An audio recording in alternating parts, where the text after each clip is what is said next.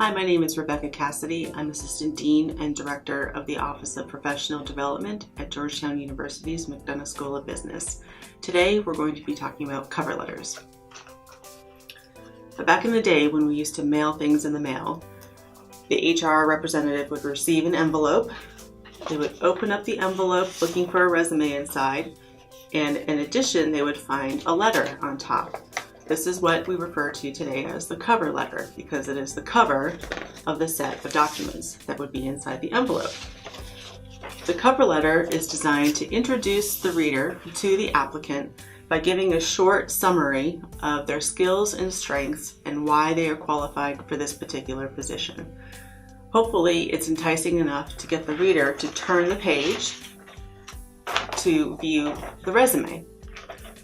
The purpose of the resume then is to get the reviewer to call the candidate in for an interview.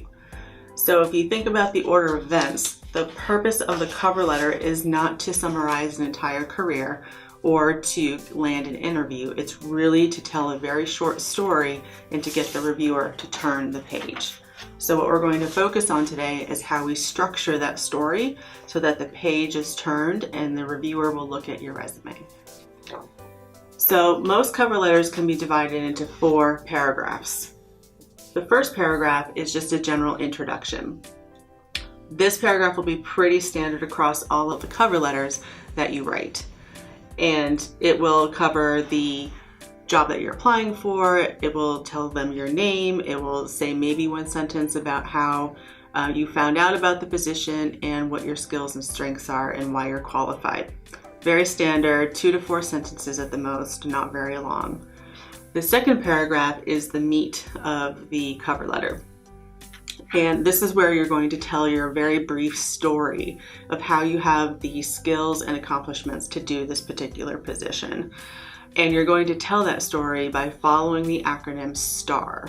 STAR stands for Situation, Task, Action, and Result. Again, this paragraph is 3 to 4 sentences long, not terribly long, but you're going to go through and tell a story of a time when you did something very similar to what the job description is calling for, following that particular structure. So one example might be, during my internship last summer, I was responsible for managing various events. So that's the situation that this person was in. I noticed that attendance at these events had dropped by 30% over the past 3 years and wanted to do something to improve these numbers. So that's the task. They want to improve the numbers at these events. I designed a new promotional packet to go out to the local community businesses. I also included a rating sheet to collect feedback on our events and organized internal roundtable discussions to raise awareness of the issue with our employees. So those are the actions that this person took to solve this problem of increasing attendance. It just spells out exactly what this person did. The result, we utilized some of the wonderful ideas we received from the community, made our internal systems more efficient and visible, and raised attendance by 18% the first year.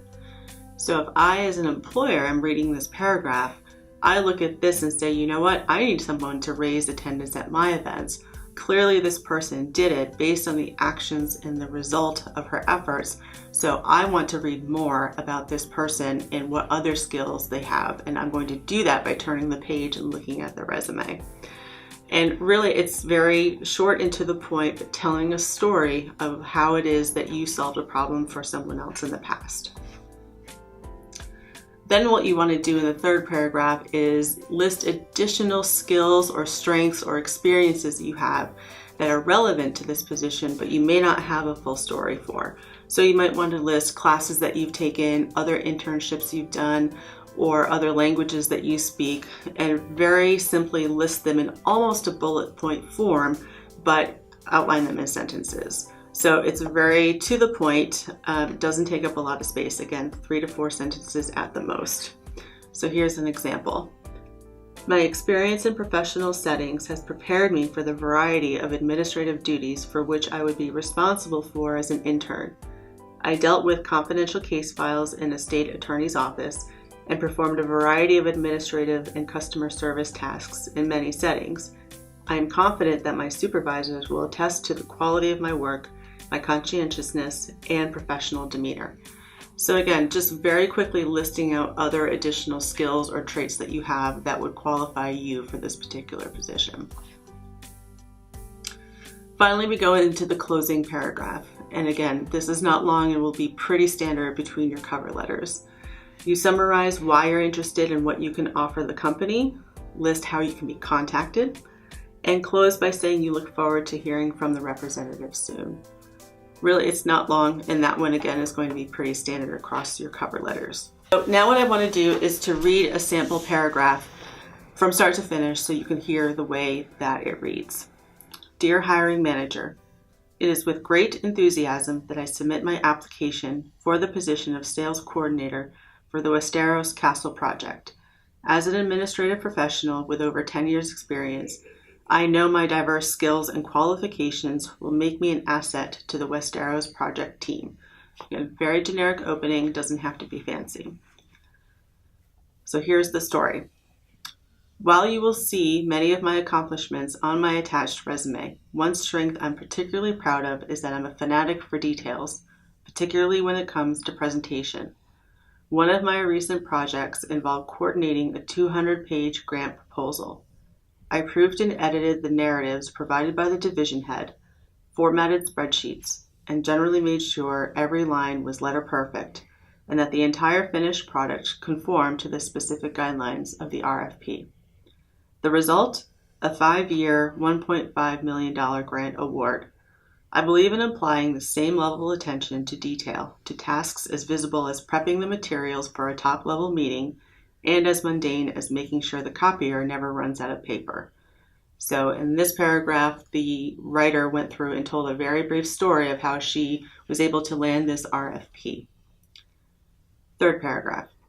In addition to being laser focused on detail, I'm also flexible and responsive. I've built my career in a variety of roles and industries, mostly in small companies where I was not just the admin, but also gatekeeper, technology whiz, bookkeeper, and marketing guru. I'm not only used to wearing many hats, I sincerely enjoy it. I thrive in an environment where no 2 workdays are exactly the same. So again, bullet points of additional skills that she has that are applicable to this particular position. Fourth paragraph. In closing, I'm thrilled at the possibility of being involved in the new castle almost literally from the ground up, and would love the opportunity to meet with you and discuss the value that I can bring to the organization and the Westeros Castle project. I appreciate your consideration and look forward to hearing from you. So overall, it follows that very same 4-paragraph structure that we followed. Intro, story, bullet point list, closing. Sometimes you can shake it up a little bit. Don't feel that your stories have to be from internship experiences. They can be from classes, they can be from clubs, whatever it is that's relevant to the position that you're applying for. And by all means, reach out to a career counselor to ask for help and to ask for editing. And to make an appointment with a career coach, please go to McDonoughCareers.com below and be sure to subscribe to our channel and learn more about cover letters, resumes, and everything else career related. Thanks and have a great day.